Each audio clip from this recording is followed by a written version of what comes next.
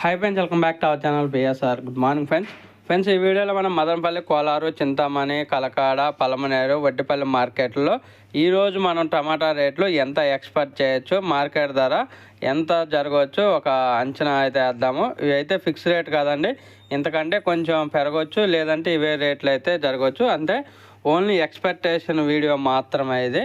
ఇంకా మదనపల్లి చూసుకుంటే 30 కేజీల బాక్సు ఒక 400 నుంచి 450 రూపాయల దాకా జరగవచ్చు.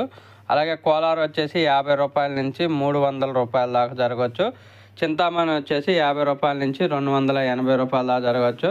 కలకాడ 50 రూపాయల నుంచి 250 రూపాయలు, పలమనేరు 50 రూపాయల నుంచి 270 రూపాయలు, వడ్డిపల్లి 50 రూపాయల నుంచి 260 రూపాయల వరకు అయితే జరగవచ్చు.